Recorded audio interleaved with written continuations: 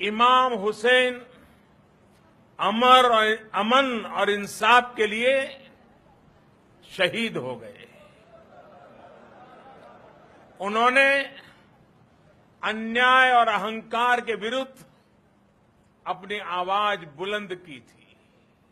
दोस्तों, आज हम आपको बताने वाले हैं कि हजरत इमाम हुसैन को लेकर हमारे देश के प्रधानमंत्री नरेंद्र मोदी ने क्या बड़ा बयान दिया है। यानी कि नरेंद्र मोदी ने इमाम हुसैन को लेकर ऐसी क्या बड़ी बात कह दी है कि जिसे सुनकर आज हर कोई हैरान हो रहा है। और यही नहीं, इसके साथ ही हम आपको ये भी बताने वाले हैं कि मुहर्रम 2025 को लेकर मोदी सरकार ने कौन से 5 नए नियम बनाए हैं।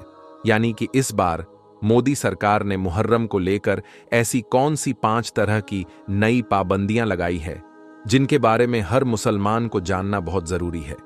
इसलिए आज का ये वीडियो आप सभी के लिए बहुत खास है। आप इसको आखिर तक जरूर देखें। और सबसे पहले, अगर आपके दिल में हजरत इमाम हुसैन के लिए मोहब्बत है तो आप इस वीडियो को दिल से एक लाइक जरूर कर दें और मेहरबानी करके इसे शेयर भी कर दें ताकि और भी लोगों के पास में ये वीडियो पहुंच जाए। तो चलिए दोस्तों, शुरू करते हैं। दोस्तों, करबला का खूनी मंजर आज भी जब हम याद करते हैं तो हमारी आंखों से आंसू जारी हो जाते हैं, क्योंकि करबला के मैदान में हजरत इमाम हुसैन ने इस्लाम को बचाने के लिए अपना घर बार सब कुछ कुर्बान कर दिया था। 10 मुहर्रम के दिन हजरत इमाम हुसैन को जालिम यजीदियों ने सजदे की हालत में शहीद कर दिया था। याद रखें, आज हमें ये जो प्यारा दीन मिला है, यानी कि आज हमें जो ये इस्लाम मिला है, ये हमें हजरत इमाम हुसैन के सदके मिला है। यही वजह है कि हजरत इमाम हुसैन को आज पूरी दुनिया जानती और पहचानती है। और सिर्फ जानती पहचानती ही नहीं है, बल्कि दिल से मानती भी है। चाहे फिर कोई हिंदू हो या मुसलमान, यानी कि चाहे मुस्लिम हो या फिर गैर मुस्लिम, सब इमाम हुसैन को दिल से मानते हैं। और ये भी मानते हैं कि हजरत इमाम हुसैन जैसा बहादुर, जाबाज और अजीम शख्सियत आज तक पूरी दुनिया में दूसरा कोई नहीं आया है। और यही नहीं, हजरत इमाम हुसैन को लेकर हमारे देश के प्रधानमंत्री नरेंद्र मोदी की भी बहुत आस्था जुड़ी हुई है। इमाम हुसैन को नरेंद्र मोदी भी दिल से मानते हैं। और यही नहीं, इमाम हुसैन को अपना आइडल भी मानते हैं। यही वजह है कि नरेंद्र मोदी ने इमाम हुसैन को लेकर ऐसी बड़ी बात कह दी कि जिसे सुनकर आज हर कोई हैरान हो रहा है। दोस्तों, हजरत इमाम हुसैन की शान को बुलंद करते हुए हमारे देश के प्रधानमंत्री नरेंद्र मोदी ने कहा है कि हजरत इमाम हुसैन जैसी अजीम शख्सियत आज तक पूरी दुनिया में कोई नहीं है।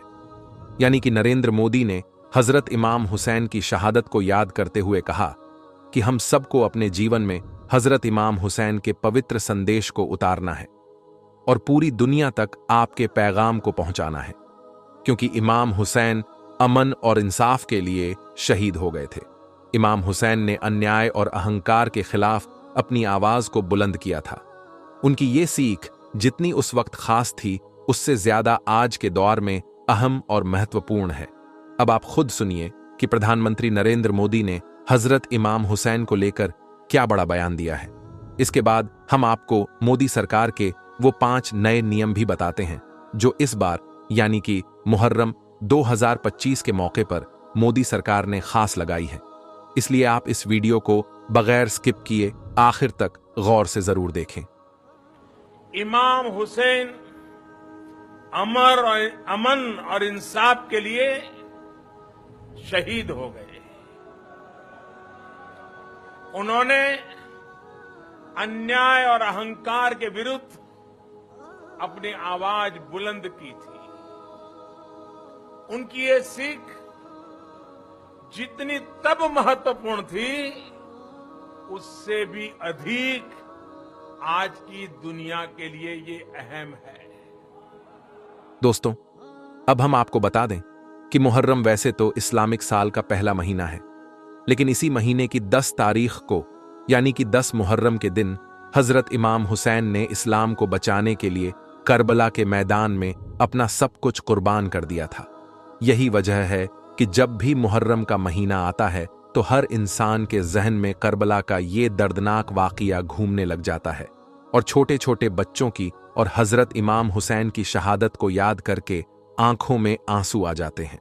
और यही नहीं, बहुत सी जगहों पर तो हजरत इमाम हुसैन की याद में 9 और 10 मुहर्रम को ताजिया भी निकाली जाती हैं।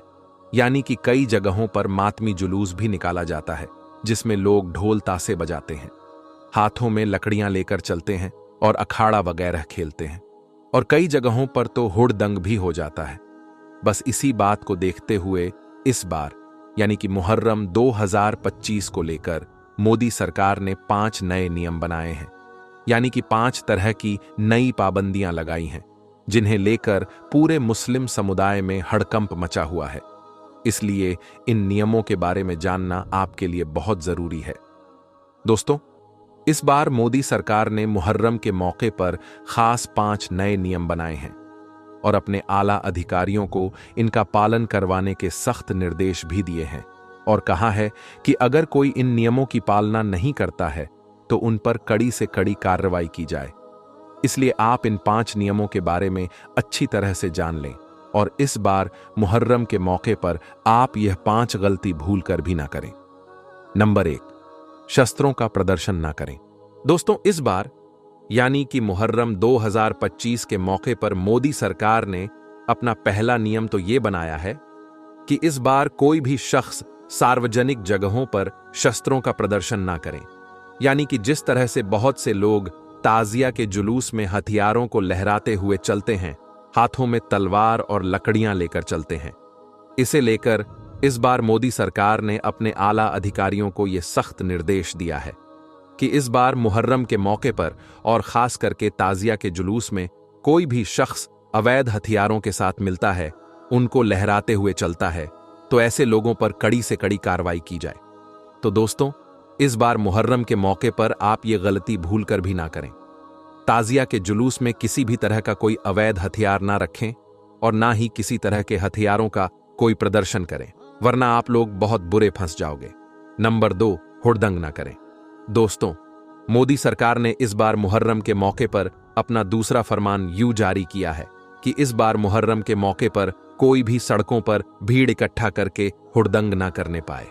ऐसा इसलिए क्योंकि हाल ही के दिनों में देखा गया है कि हमारे देश भारत में कुछ ऐसे असामाजिक तत्व हो चुके हैं जो इस बात का फायदा उठाकर ऐसी भीड़ भाड़ वाली जगहों में जाकर खड़े हो जाते हैं और फिर सांप्रदायिक माहौल खराब करने की कोशिश करते हैं।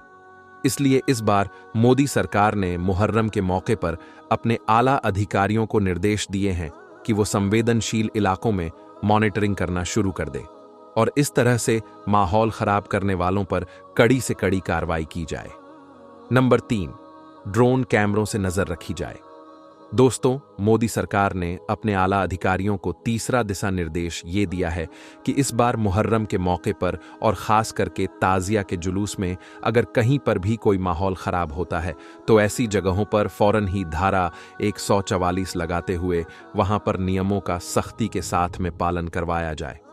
और यही नहीं, फौरन ही ऐसी जगहों पर पुलिस को तैनात भी किया जाए और ड्रोन कैमरों से ऐसी जगहों की खास निगरानी रखी जाए।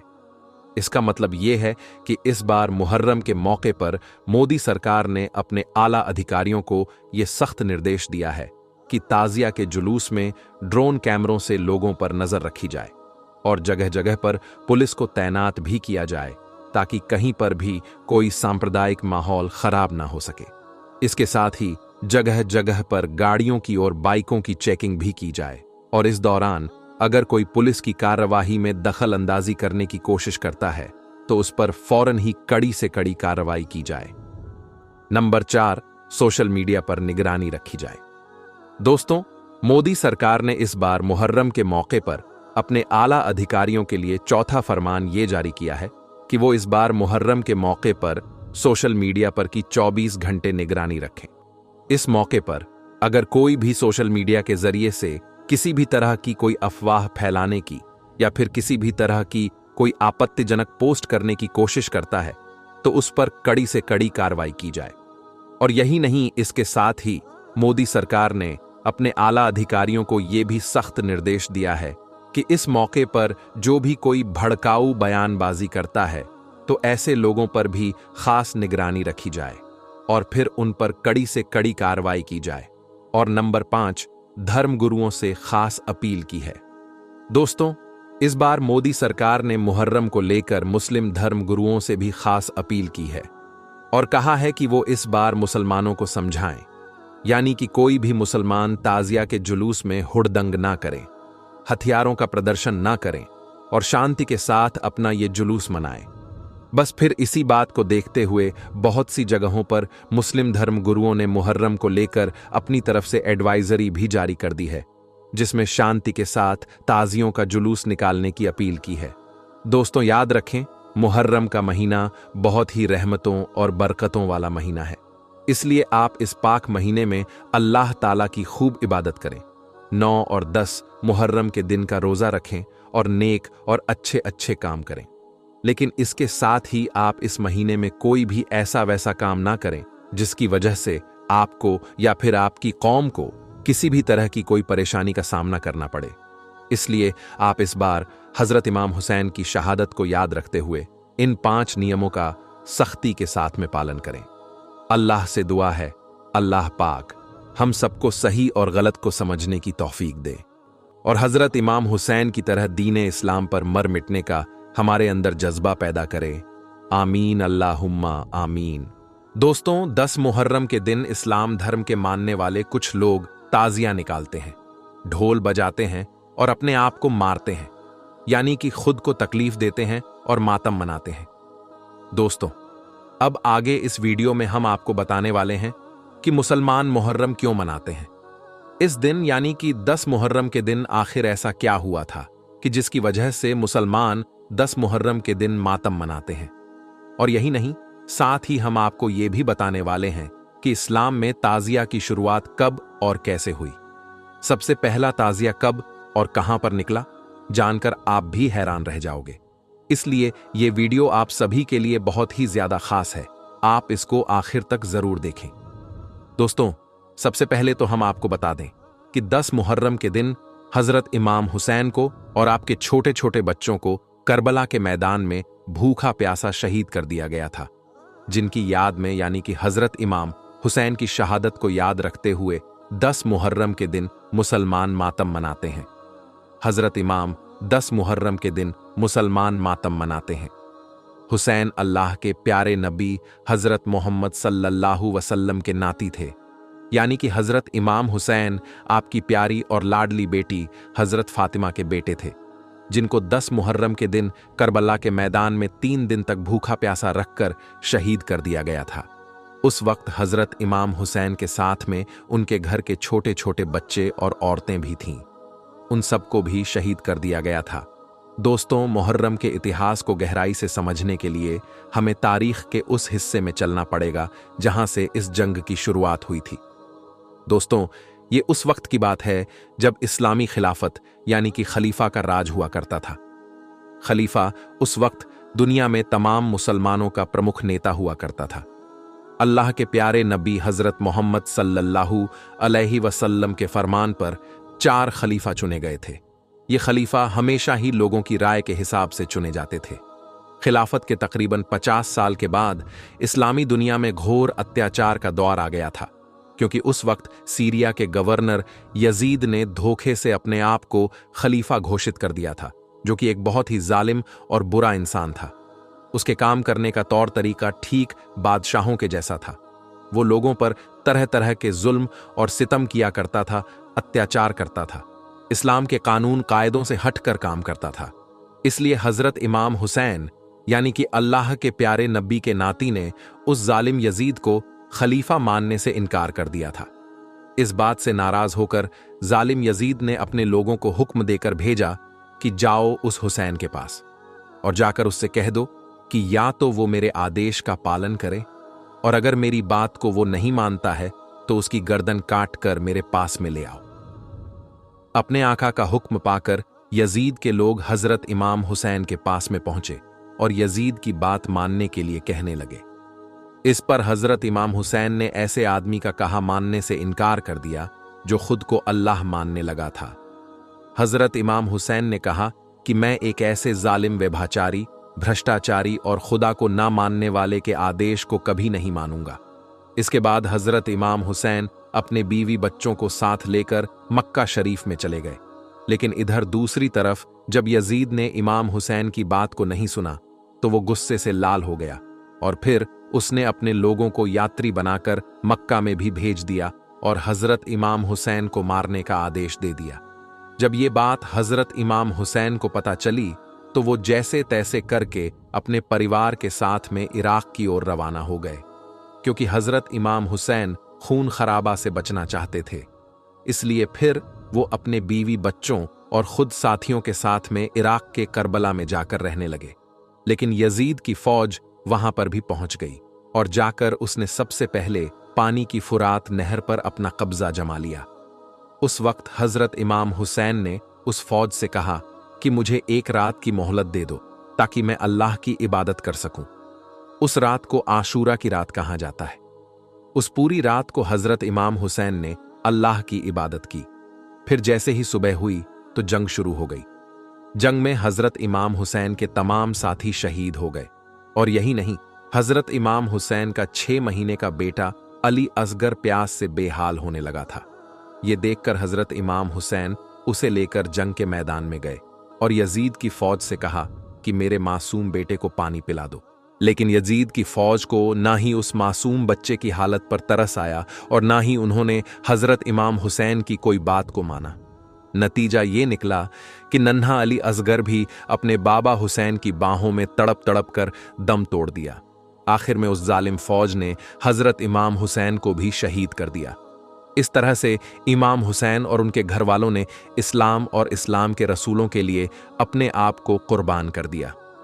यही वजह है कि खुदा के इस नेक बंदे की शहादत की याद में मुसलमान 10 मुहर्रम के दिन मातम मनाते हैं। अब आपको बताते हैं कि मुहर्रम के महीने में ताज़िये की शुरुआत कैसे हुई, इसके पीछे की क्या कहानी है, इसके पीछे का क्या वाकया है। दोस्तों, सन 1370 की बात है। उस वक्त भारत, पाकिस्तान, बांग्लादेश और अफगानिस्तान ये सब देश शामिल में ही थे। यानी कि ये उस वक्त की बात है जब भारत एक विशाल देश हुआ करता था। उस वक्त भारत में तैमूर लंग नाम के एक राजा की हुकूमत हुआ करती थी। तैमूर लंग तुर्की का रहने वाला एक बादशाह था। उसको हजरत इमाम हुसैन से बहुत ज्यादा मोहब्बत थी। इसलिए जब भी मुहर्रम का महीना आता तो वो बादशाह रोज़ाए इमाम हुसैन की ज़ियारत के लिए इराक में ज़रूर जाया करता था। यानी कि तैमूर लंग हर साल मुहर्रम के महीने में इराक ज़रूर जाता था। लेकिन एक बार ऐसा हुआ कि तैमूर लंग सख्त बीमार पड़ गया और वो इतना ज़्यादा बीमार हो गया कि वो उठकर चलने फिरने के लायक भी ना बचा। बड़े बड़े हकीमों ने और तबीबों ने उसका खूब इलाज किया, लेकिन उसकी बीमारी का कुछ भी इलाज ना हो सका। इसके बाद जैसे ही मुहर्रम का महीना करीब आने लगा तो तैमूर लंग हजरत इमाम हुसैन की मोहब्बत में बेचैन होने लगा। वो इराक जाने के लिए तड़पने लगा। लेकिन इस बार वो इस हालत में नहीं था कि वो रोज़ा इमाम हुसैन की ज़ियारत करने के लिए इराक में जा सके, क्योंकि हकीम और तबीब ने उसको सफ़र के लिए मना कर दिया था। ये देखकर तैमूर लंग अपने बिस्तर पर पड़ा पड़ा परेशान रहने लगा। उस वक्त तैमूर लंग का एक खास मंत्री था जो कि सिया समुदाय से था। वो सबसे खास मंत्रियों में से एक मंत्री था। एक दिन बादशाह तैमूर लंग ने उसको अपने पास में बुलाया और अपनी इस परेशानी के बारे में उसको बताया और साथ ही उससे कहा कि वो कोई ऐसा रास्ता निकाले कि वो किसी भी तरह से रोज़ाए इमाम हुसैन की ज़ियारत कर सके। बादशाह की इस परेशानी को देखकर फिर उस सिया मंत्री ने अपने तमाम आवाम में ऐलान करवा दिया कि जो भी कोई रोज़ा इमाम हुसैन की शक्ल में, यानी कि जो भी कोई उसका हू बहू नक्शा बनाकर लाएगा, उसको बादशाह की तरफ से एक बहुत बड़ा इनाम दिया जाएगा। ये सुनकर फिर उस जमाने के जो बड़े बड़े कलाकार थे, उन सब ने मिलकर रोज़ाए इमाम हुसैन के जैसा मॉडल बनाना शुरू कर दिया। इसके लिए उन्होंने बांस की लकड़ियों का इस्तेमाल किया। आखिरकार उन्होंने बांस की लकड़ियों को जोड़ जोड़ कर रोज़ाए इमाम हुसैन के जैसा नक्शा बना दिया। फिर उसको खजूर के पत्तों से और दूसरी चीज़ों से सजाया गया। आखिर में जब ये मॉडल पूरी तरह से बनकर तैयार हो गया तो फिर उसको बादशाह तैमूर लंग के सामने पेश किया गया। रोज़ाए इमाम हुसैन का मॉडल देखकर बादशाह बहुत खुश हुआ। इसलिए फिर बादशाह ने उन कलाकारों को बहुत सारा इनाम दिया। हम आपको बता दें कि ये बात सन 1370 की है। उस दिन पहली बार यहां ताजिया बनकर तैयार हुआ था। जिन ताजियों को आज हम और आप देख रहे हैं, उनकी शुरुआत उसी दिन से हुई थी। दोस्तों, इसके बाद तैमूर लंग के उस ताजिए की चर्चा दूर दूर तक होने लगी। और यही नहीं, रशिया और चाइना के कई हिस्सों में भी ये बात फैल गई। इसके बाद जिन लोगों को हजरत इमाम हुसैन से सच्ची मोहब्बत थी, वो सब लोग इस ताजिया की जियारत करने के लिए आने लगे। अब हर साल तैमूर लंग को खुश करने के लिए तरह तरह के ताजिए बनाए जाने लगे।